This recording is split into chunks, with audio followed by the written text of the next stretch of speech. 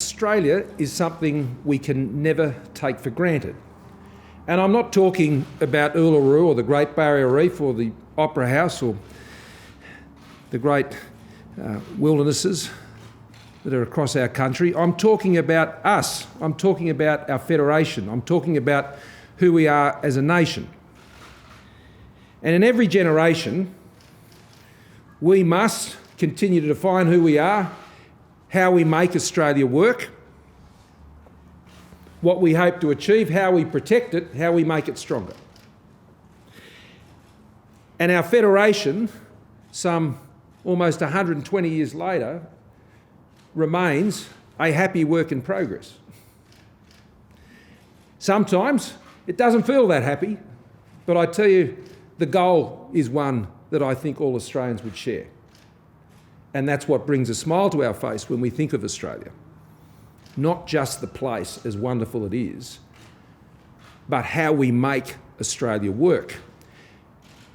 And that is the task of all of those who come and meet in this place, in our federal parliament, but it is also the job of all of those who come together in our state parliaments, those who form governments and seek to work together in the ways that our federation intended. This year, the year of the COVID pandemic and the COVID recession, has tested us like we haven't been tested in many generations. And you know, at times it has felt like Australia could break apart.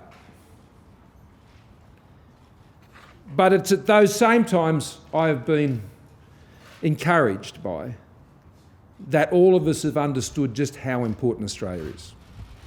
At the times when sometimes our frustrations have been greatest and the tensions have been at their peak, that has been exactly the same time when we've been reminded of just how important it is that we continue this great work of our federation and how it has delivered for Australians for over a century.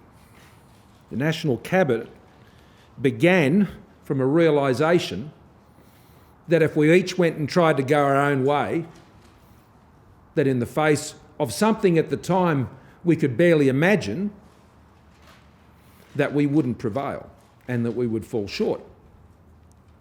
And so our federation instincts kicked in. I remember the day vividly. There was no disagreement, there was no debate about it. We all looked at each other and said, we've got to do this and we've got to come together. Now, from time to time, those federation instincts have grown a little faint. But I can tell you today, once again, as I find each and every time I bring this National Cabinet together, they find it again, and we find the way to work through. And this, I hope, is very reassuring to Australians, that despite the challenges, and it is hard, the federation is hard. Always has been. Anyone who's ever sat in my office has always known that, and we've all tried to find better ways to make it work.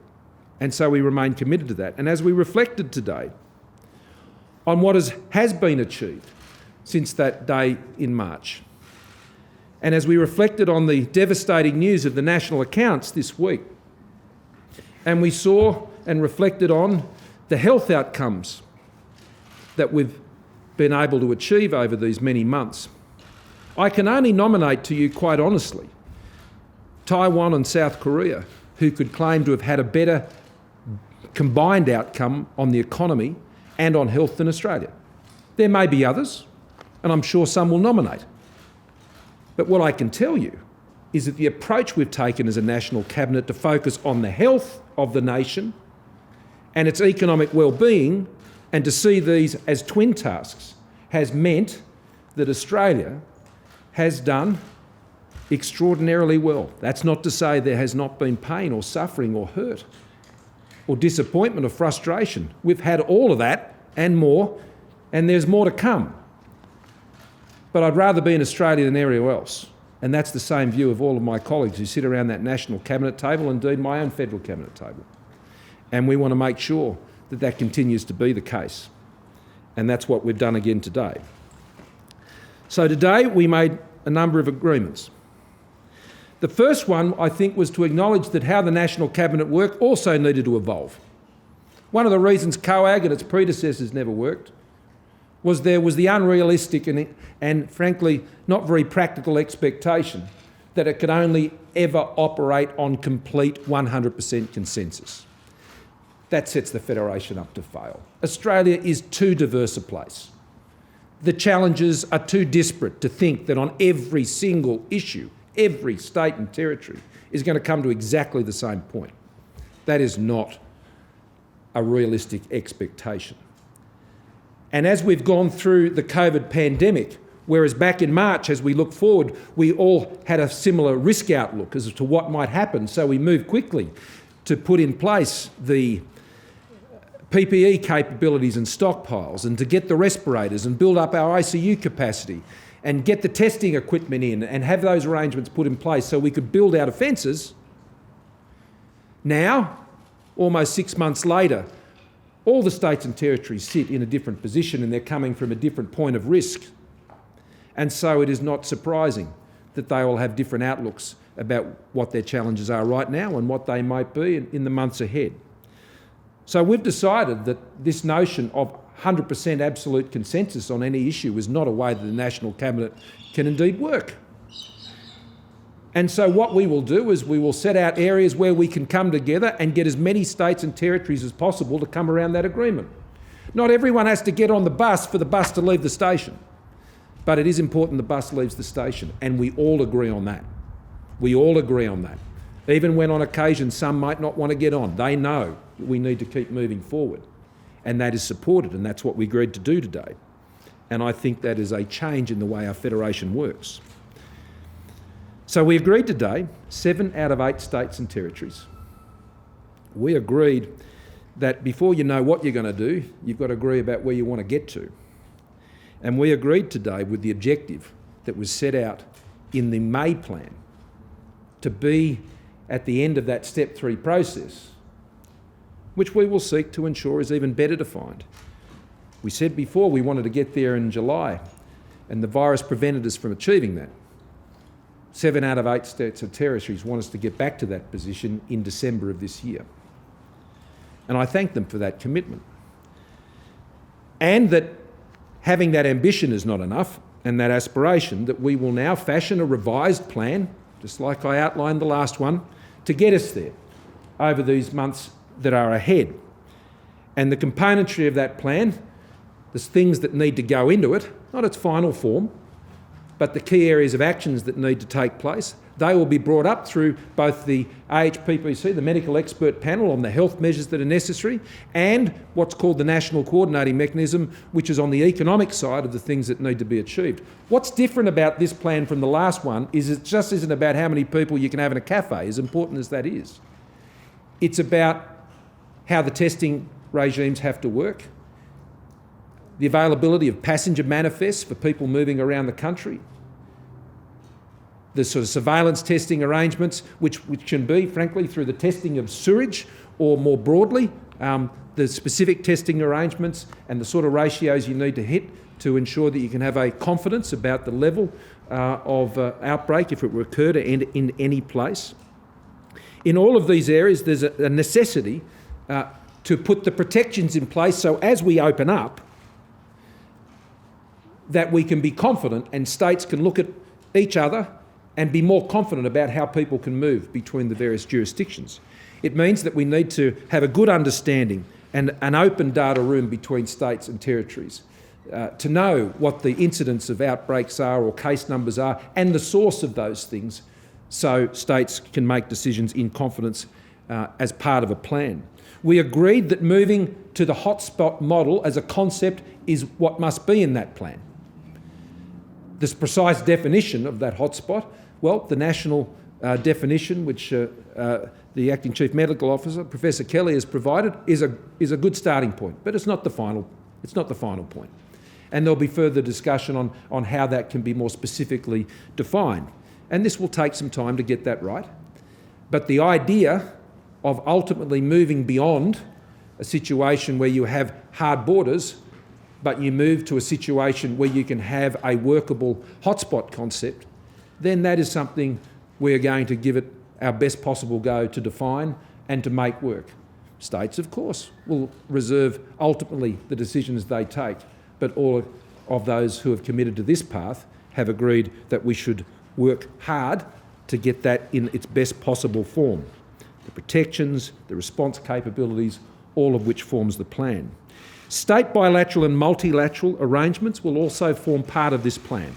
And I think that reflects the very different issues that you have, particularly when you're seeking to transition out of border arrangements we currently have.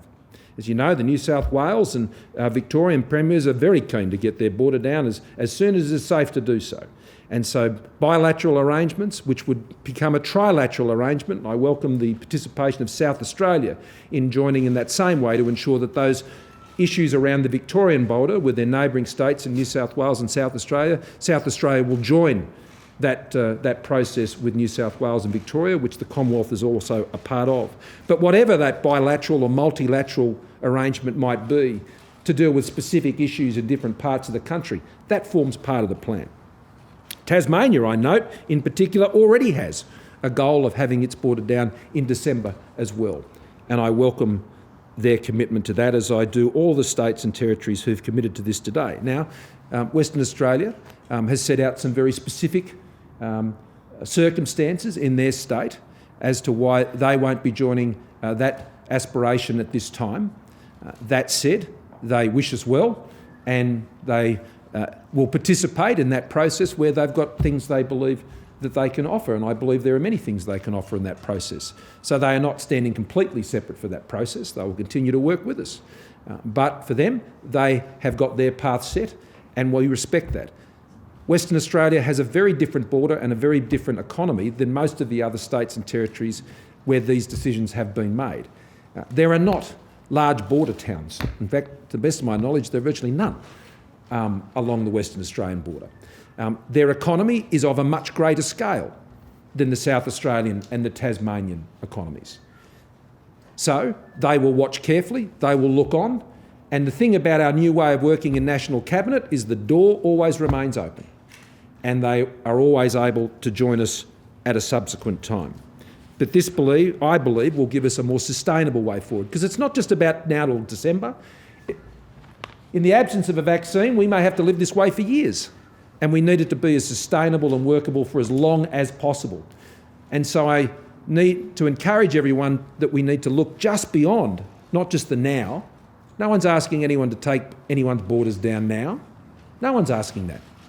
It's about when we get to the next stage and what the next stage looks like, and then how that works, not just for the next few months, but potentially years. But let's hope that that's not necessary.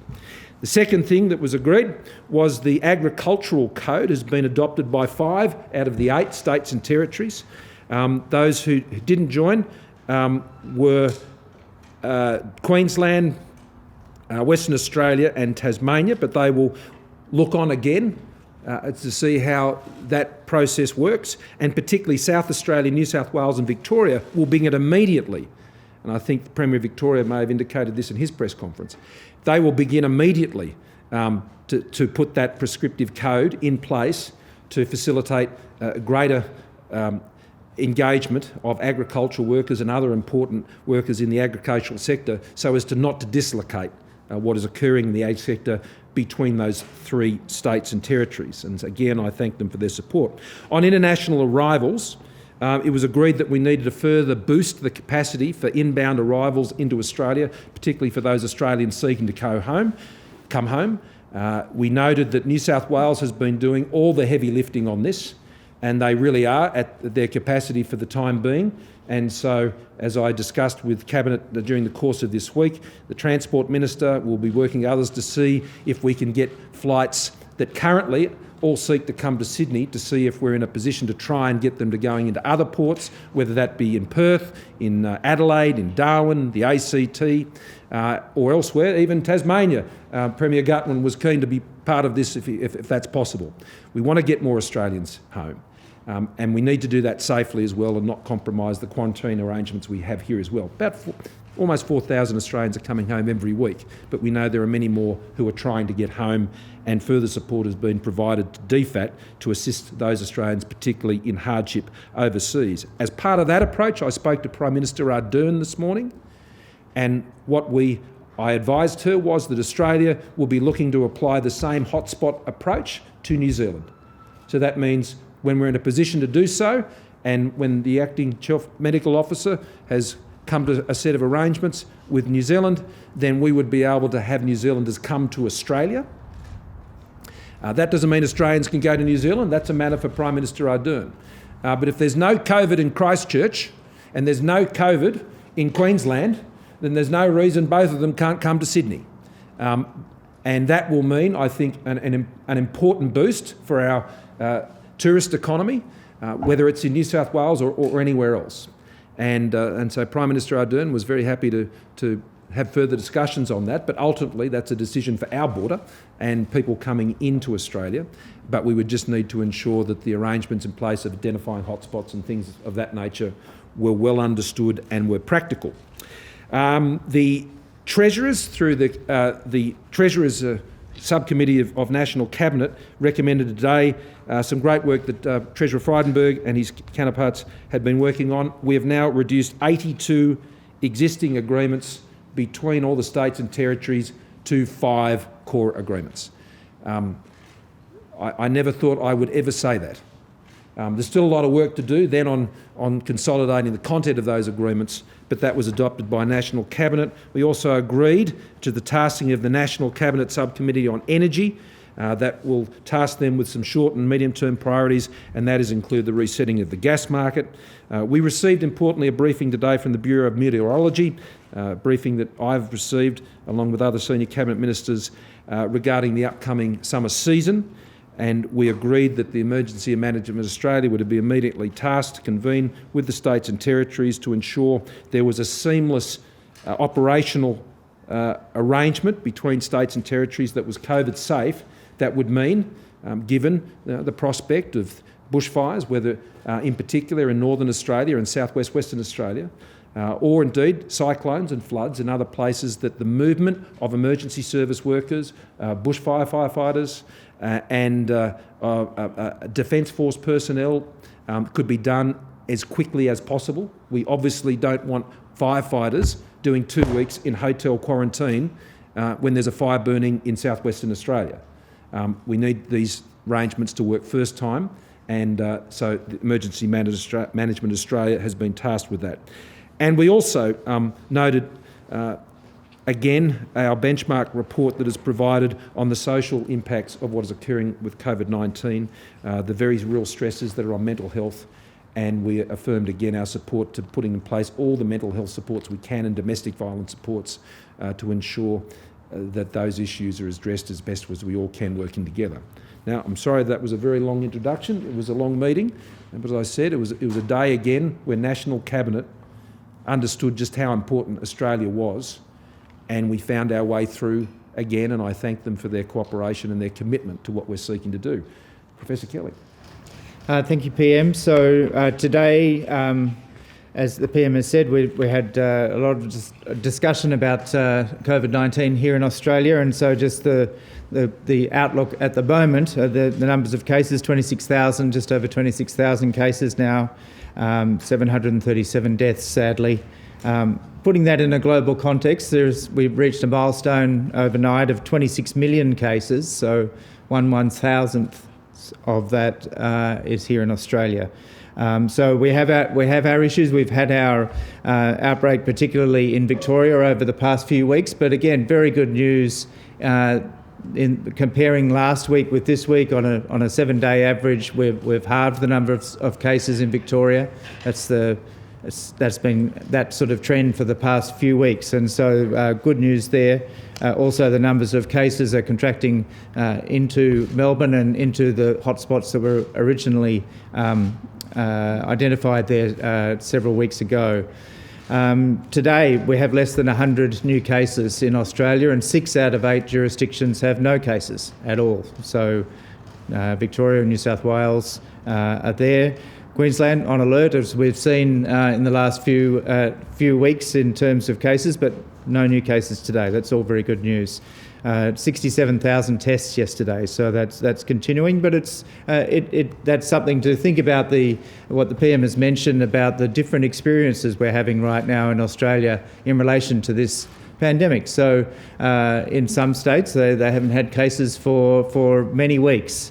And in some states, the testing rates have dropped, partly because of that and partly because of not having a flu season this year.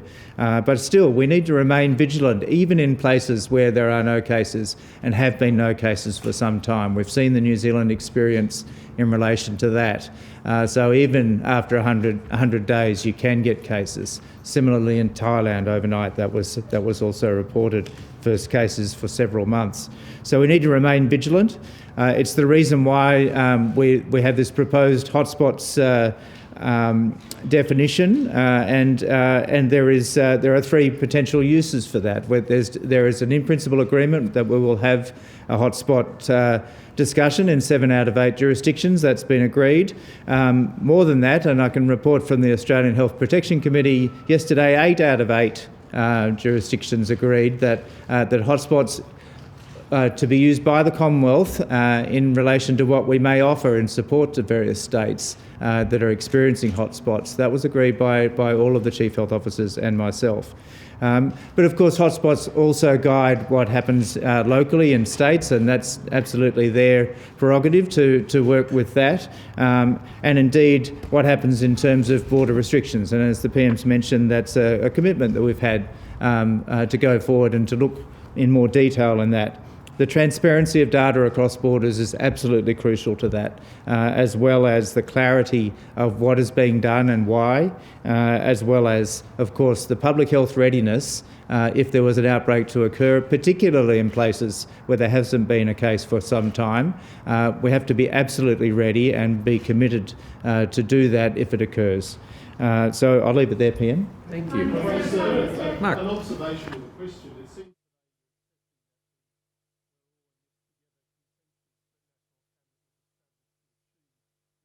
Achievable, so you're changing the rules and lowering the expectations. That's an observation you might like to comment on. Secondly, you've stated a desire for all Australians to be able to travel across borders to be together as families at Christmas. Are you saying today that won't happen? What I'm saying today is that 7 out of 8 states and territories has agreed with that ambition for Christmas. And whether that's achieved in Western Australia or not, well, that'll be up to Western Australia. But what National Cabinet is practical, and we're not going to make the mistakes that previous federation arrangements enabled to be made, and I'm not going to hold Australia back when 1 or 2 jurisdictions at this point in time, because of their own circumstances, don't wish to go along with the path that the country's seeking to go in. I think that's just common sense, Mark. I think that's just practical. I think that's what people would expect of me. That's what you try and do every day. It doesn't matter whether you're running a business or you're running a community organisation or you're a parent.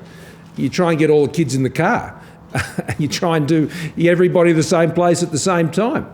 But particularly if they're teenagers, that gets a lot harder, and they'll go and do their own thing every now and then. Now, I know you were going to make the obvious comparisons, and I would encourage you not to and to resist that temptation, Mark. What I'm saying is that we all seek in each and every day to try and get as many people going in the same direction as possible.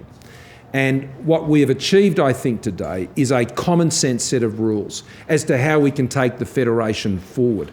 I consider, all of my partners as premiers and chief ministers in the National Cabinet, we've come together all as the adults in the room on this, Mark, so I can make that one really clear, to ensure that we're going forward and doing the best thing we believe is in the interests of the country. You've conceded that, or you've accepted that WA is not on the bus right now, or not getting on the bus right now. When would you like them to get on the bus? Well, that's a matter for them. Do you accept that the border could be in place for years? Well, only the Premier of Western Australia could answer that question. Prime Minister, on the definition of hotspot, can we get some clarity on that? Like, what's been proposed? Are we talking about LGAs with 10 or 50 cases? I mean, it seems pretty nutty that we have basically a virtual COAG with the same parochialism, and it can't land on a definition of a hotspot. I think that's a very cynical view, Andrew. What we agreed today is that we first needed to agree where we wanted to get to, and that was to get to a sustainable set of arrangements where Australians could move around using a hotspot model by Christmas. That's what we agreed today. And what we also have today is a Commonwealth-defined hotspot, which is the starting point for having one more broadly agreed by those states and territories which are going to go down that path. And, not everything is going to turn up every time on the same day at the same time. What we're on is the path to get to that agreed position. We've set out for the first time a Commonwealth-defined position, and for those who agree to go down the path of having a hotspot, well, we'll now work on the precise details with them now. Well, the hotspot decision of the Commonwealth has been released, and so you can read that at your leisure. That was the first part of my question. The second part, if in a few months' time we're in the same situation we've been in the last few weeks where we're hitting roadblocks with states and so forth, is it an option for the federal government to start using its financial levers to ensure compliance, or with the border? That's not my approach. The idea that because a Premier or a Chief Minister might have a different view to me about how we should go forward is not a reason for me to punish through withholding funds to states and territories for essential services. I'm not about that. I'm not going to do that. I'm going to work together with people, and I think some have made those suggestions. I don't think they're practical suggestions. We will continue to guarantee the essential services that Australians rely on in every state and territory, and I will seek to bring states and territories together as best as I can to ensure we're all heading the same direction. And many of you who stand in the courtyard now have been covering this place for a very long time. The idea that there are differences of view between states and territories will not come as an earth-shattering conclusion to you. I mean, that has been the mainstay of how states and the Commonwealth have been seeking to work together for 120 years almost. I think today we have arrived at an even more practical way of dealing with our differences and to acknowledge that they occur. A system that doesn't think or is designed around a principle that everyone will agree every time on everything, just frankly doesn't pass the pub test. Yeah, Brett. You speak about not taking Australia for granted. What do you say to Australians who want to come home to Australia but can't? And can you elaborate a little bit more on what was agreed today in terms of international borders? We're seeing some quite distressing cases of Australians not being able to get home. They're becoming increasingly anxious about that. Well, we're doing closure. everything we can, Brett, to help people get home as quickly as we can. We obviously have restrictions based on the requests made to us by the state about how many people can come in and be in quarantine at any one time. New South Wales have had to do the heavy lifting on that. What I got agreement out from those other states and territories today was that they would be open and work with us to take further flights in those places if we can get the planes to fly there. I mean, these are commercial flights. They're not flights run by the Australian government. They're commercial flights, which aren't, I'd be surprised if they were running at anything near anything other than a massive loss on every single flight. And so to get them to go to places that would enable us to get more Australians back into the country, I think would be very useful. The idea that New Zealanders would not have to go into quarantine because they're coming from COVID-free areas would also free up places in quarantine. Equally, if states aren't requiring Australians coming from areas where there is no COVID cases like the ACT, and that they don't have to go into hotel quarantine in places, well, that obviously frees up more capacity as well.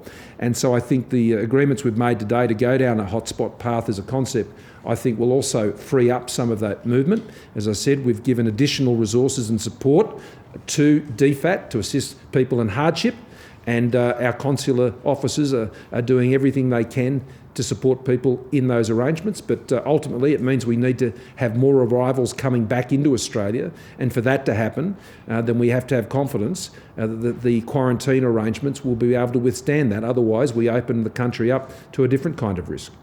Prime Minister, to Professor Kelly first, if I may.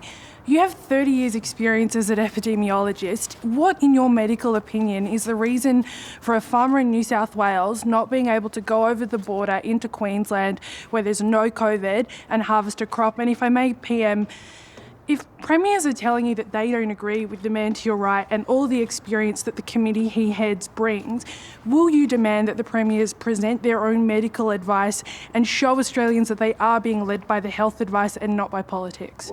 Start. The Agricultural Workers Code would enable us to overcome the problem you've outlined. And that's why I was pleased today that New South Wales, Victoria, South Australia, the ACT and the Northern Territory all agreed to that code, and in particular along that Victorian border with both South Australia and New South Wales, that will enable, I hope, to get over many of the problems just like the ones you've mentioned. Now, it was put to Queensland today that they should be part of that conversation, and they've said not yet. No, we won't be doing that. Now, what I've always said about states that have made their own decisions about borders is that they obviously need to be transparent, in my view, about the basis for those decisions. We have provided a clinically based, scientifically based definition of what a hotspot is in Australia, and where states are moving to make different decisions on different criteria, I think it's only reasonable, not just to me, I'm just another Australian.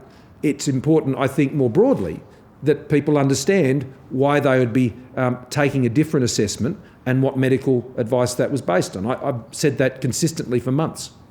Rosie? There are businesses that are growing increasingly concerned about Victoria's roadmap that will be announced on Sunday. Is it too confusing for Victoria to go its own way with its traffic light system at this stage? Wouldn't it be better that they use the national plan that's already been set out or the new one that you're going to agree to?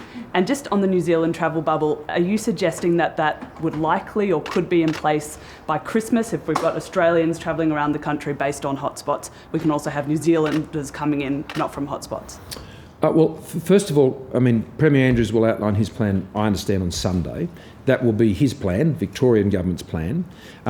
That is about reopening an economy from stage 4 lockdown into its next phase. What we're talking about and what we've talked about today isn't about stage 4 going forward. That is about how Australians can move around the country, how hotspots are defined, how information is shared. So they're two different tasks. So it's not like he has a very prescriptive plan from the Commonwealth about how he opens up Victoria. We have engaged with him, and the National Coordinating Mechanism has provided a lot of information and support and potential ways that can be done. That is true. We have engaged with him on all of those, and I'll have further discussions with the Premier. But ultimately, what the Premier does in Victoria will be a matter for him, and he will define how that works. Now, they have been engaging industry far more than I think happened on the way in.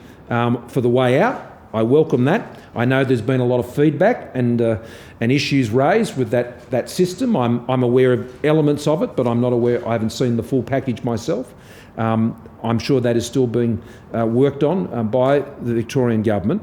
But I do like it that they are talking to industry about how this can happen. I think in these situations it's always best if it's as simple as possible, that it is a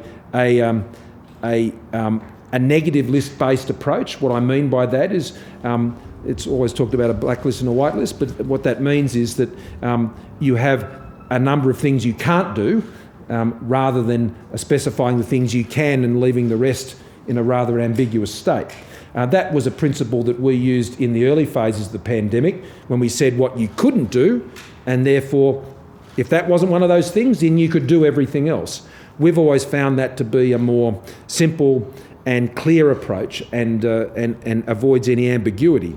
The Premier is going to have to make decisions with his health advisors about the level of cases. I mean, the number of cases is still too high. And one of the things I know the Premier is keen to avoid, and I believe Victorians, I think, would have some sympathy with this, is they don't want to have gone through all of this terrible restriction that they've gone through these many weeks and more weeks to come, only to seek to re-emerge and relapse. They would want to be confident that the way out was sustainable and built up the strength and the capability so they would never have to go back to this. And I know that's an issue that the Premier is considering very carefully. And they're the issues that the Premier will be working through, and I wish him well with doing that, and he and I, I'm sure, will speak further about that between now and then. Now, in terms of New Zealand, yes, that is very possible, but I wouldn't describe it as the bubble. I wouldn't say that it necessarily would be a two-way bubble. That'll be up to the New Zealanders. But if we can get to a position where we understand how the hotspots can be identified in New Zealand, then that would mean, hopefully, between now and then, we may well be in a position for New Zealanders to come to Australia and experience Australia, which will be great for our tourism industry, and we'd welcome that. And it would also take a lot of pressure off rooms in quarantine, which means more Australians can get home. David. Situation 2 days ago where Anastasia Palaszczuk was complaining basically that some of her travel industry people were losing JobKeeper. She's the one with the border control that's depriving those travel industry people of customers. We're seeing that around the country. Should states that impose these restrictions on their own economy carry more of the burden of the economic help to their own people because of the costs of their decisions on state borders? Well, JobKeeper is a national program and it's transitioning, and it's extended and expanded out till the end of March. And JobKeeper has been a lifesaver for businesses, particularly tourism and hospitality businesses, not just in Queensland, but many other places. But the best way for tourism businesses to revive is to have more tourists. It's pretty simple. That's what I know they want, and we need to do that in the best and safest way we can. And so I think many of the things we agreed today provide a plan to achieve that. Prime Minister, there are hundreds of defence personnel posted around the country at the moment away from their families. Many can't go home because they can't avoid quarantine on the way back. Now, should the states be looking at giving them exemptions? Wherever you put a border up, and this is why, I've been quite honest about this. It may be unintended, but the reality is you get some very cruel and get some very hard outcomes for people's lives. My primary concern, particularly at the moment, is to be ensuring that we can get people to medical treatment. An Australian should be able to access a hospital in whatever state it's in, because they're Australian hospitals. And it's important that we facilitate that. And I want to thank particularly the New South Wales and South Australian government. And I want to particularly thank the Health Minister in New South Wales, Brad Hazzard. I've dealt with Brad on a number of these cases now, getting people into surgery, getting people into hospitals, blasting through some of the bureaucracy that can occur that inevitably arises because there are border arrangements in place. This is why I agree with the New South Wales Premier that the sooner you can get this thing down, the better. And that must be the goal. So whether it's Defence Force personnel looking to go home, whether it's kids at boarding school at the moment in COVID-free areas wanting to go home to a COVID-free area for the holidays and not have to spend 2 weeks in a hotel in a capital city and be away from their parents, I find that heartbreaking too. So these are the practical issues that need to be resolved. Now, I welcome the fact that Queensland Government has set up this new unit, which I understand is operational from today. Good. A number of specialists there, particularly in the medical area, that will be looking at particular cases to ensure that people can get from A to B to get their treatment. I welcome that. There's been a lot of discussion about this. There's been just some absolutely awful cases. And so that, as a first response, I welcome that. But as long as you've got these borders like this, particularly in the eastern states where there is a lot of movement for these purposes, you are going to get these outcomes. That's why what 7 out of the 8 states and territories have agreed today is so important, to avoid that. That's the only way you will ultimately get to avoid it. Prime Minister, Audit Office officials told us at the moment about Tony Abbott's role. Nicola Sturgeon said he's a misogynist. Do you share those views, and what do you make of that debate? I wish the former Prime Minister well, and as I said before, he's a good hire. He knows a lot about trade. He did a lot of great work for Australia on trade when it came to the China Free Trade Agreement, and Japan and Korea. Set Australia up very well. And the fact that we now have a current account surplus, that we've had trade surpluses now for record periods of time, I think speaks very well to his trade credentials. So I wish Tony well. What did office officials told the Senate inquiry? When do you hope the Commonwealth's definition of a hotspot will be in place? And are you suggesting that Queensland has agreed to adopt the Commonwealth hotspot? So what, 7 of 8 states have agreed that the concept of using a hotspot approach to manage movement of people around the country is something we should pursue as part of our plan to realise the goal we set out in July to now be achieved in December. The Commonwealth definition of a hotspot is the starting point for defining that, and the Acting Chief Medical Officer will work with the states and territories now to get greater precision to that. And when that's done, well, that's when it can be announced. But that definition is available for people to see, and its clinical basis. Professor Kelly, can you answer on the farm question? Is it medically? I just wanted to check then. So Queensland will continue to use its definition of 28 days of no community transmission before it opens up to those states. Queensland. So what do you think of that definition? Sorry? What do you think of that definition? Is it reasonable? Well, the Commonwealth definition is the one that I clearly believe is backed by the clinical and scientific work that's being done by the Acting Chief Medical Officer. That's the view of the Commonwealth. The definition that we've provided is obviously the one that I think is appropriate. What states do is a matter for them ultimately, but what we've agreed to do today is to actually move to a hotspot model. So we don't have a hotspot model working necessarily in Queensland at the moment. We've got a very hard border which is operating in Queensland at the moment. And so what we've agreed today is to move towards and adopt a hotspot model with as far as possible, a common definition. And the Commonwealth definition provides the starting point for how that is defined.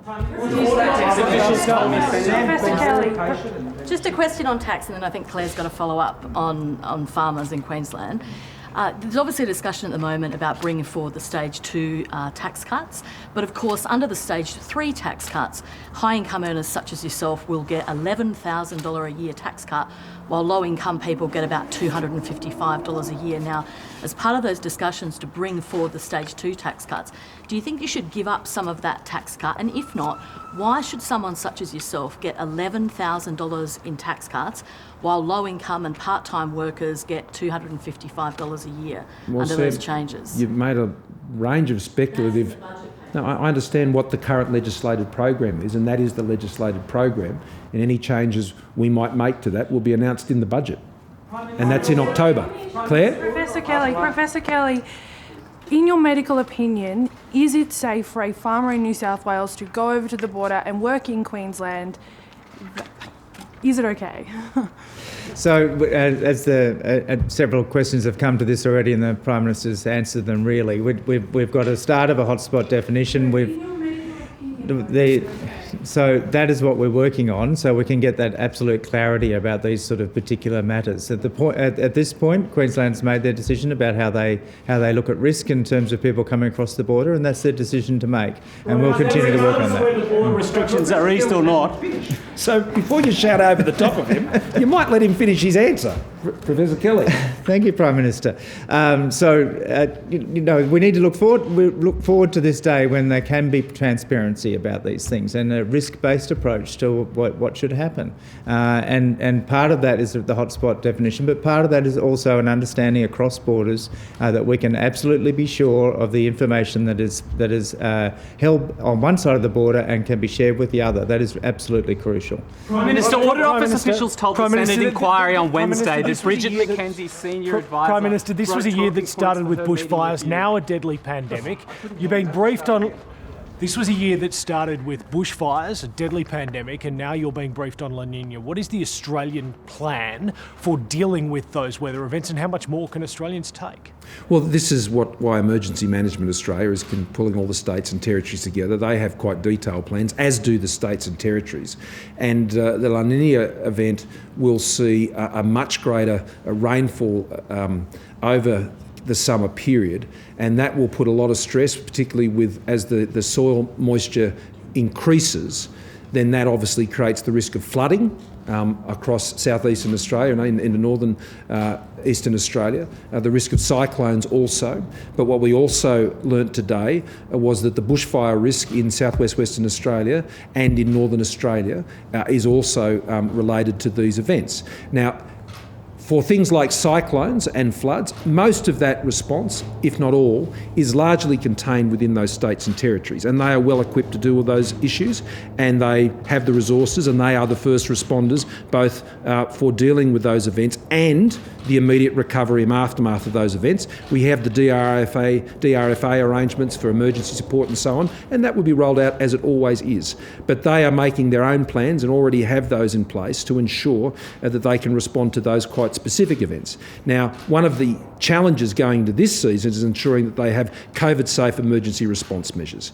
And that's why, particularly with a situation like bushfires in Western Australia, if we have to move people from one part of the country to another, ADF personnel or others, then we need to have quite streamlined arrangements, and that's what the EMA is doing right now to make sure that is the case. But these disasters, whether they're bushfires or whether they're floods or whether they're cyclones or indeed pandemics for that matter, they present challenges to us every year, and I believe we have the best people to respond to those challenges. They're very well aware of what's coming up this year, and the plans and preparations are already in place. Thanks everyone. Still on sports grants,